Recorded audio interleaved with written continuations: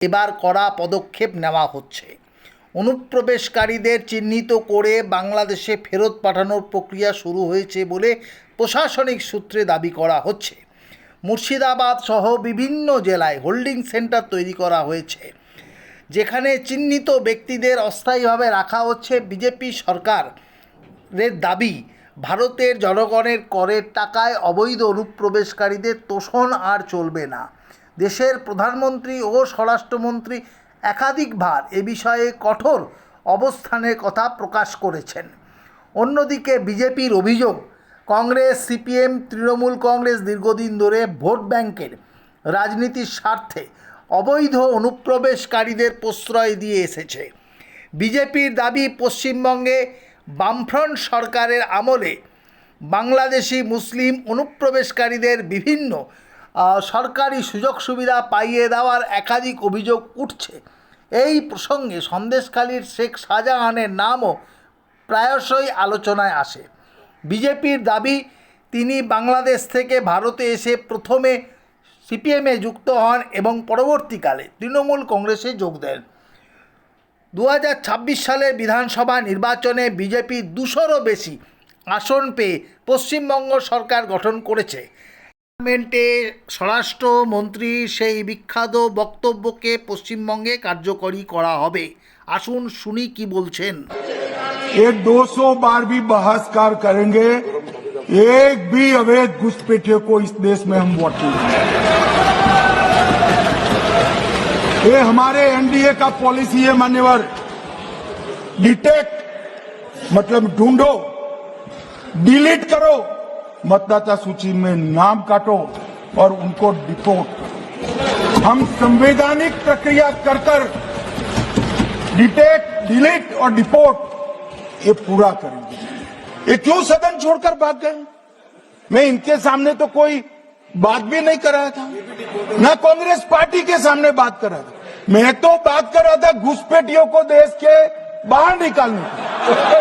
अरे ये तो देखिए साहब, গঠনের পরই স্বরাষ্ট্র মন্ত্রকের ডিটেক্ট, ডিলিট ও ডিপোর্ট নীতি বাস্তবায়নের কাজ দ্রুত এগোচ্ছে। এই নীতি ঘোষণার সময় বিরোধী দলগুলি এর বিরোধিতা করেছিল বলে দাবি করা হয়। মালদা জেলার ইংরেজবাজার এলাকার চন্দন পার্কে একটি হোল্ডিং সেন্টারকে কড়া নিরাপত্তার আওতায় আনা হয়েছে। রবিবার থেকে চিহ্নিত অনুপ্রবেশকারীদের রাখার প্রক্রিয়া শুরু হয়েছে বলে জানা গেছে। নিরাপত্তার স্বার্থের জন্য পুলিশ, সিভিক ভলেন্টিয়ার ও অন্যান্য কর্মী মোতায়েন করা হয়েছে। তাদের খাবারের ব্যবস্থার জন্য রাঁধুনিও নিয়োগ করা হয়েছে।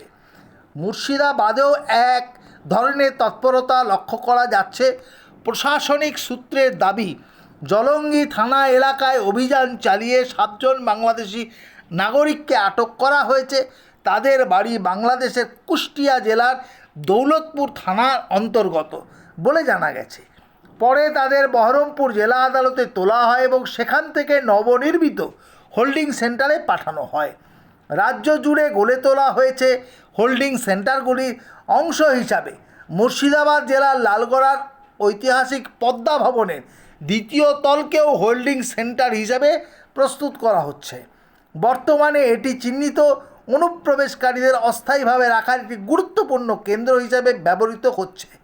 গোটা চত্বরকে কড়া পুলিশি নিরাপত্তার আওতায় রাখা হয়েছে। মালদা, মুর্শিদাবাদ সহ রাজ্যের বিভিন্ন হোল্ডিং সেন্টার গঠন ও ধরপাকড়ের মাধ্যমে প্রশাসন এই বার্তা দিতে চাইছে যে অবৈধভাবে ভারতে প্রবেশ করে স্থায়ী বসবাস করার সুযোগ আর থাকবে না। কয়েক দশক ধরে পশ্চিমবঙ্গকে অবৈধ অনুপ্রবেশকারীদের জন্য নিরাপদ আশ্রয়স্থল বানিয়ে দেওয়া হয়েছিল বলে যে অভিযোগ ওঠে, সেই পরিস্থিতির অবসান ঘটানোর চেষ্টা চলছে বলে দাবি করা হচ্ছে।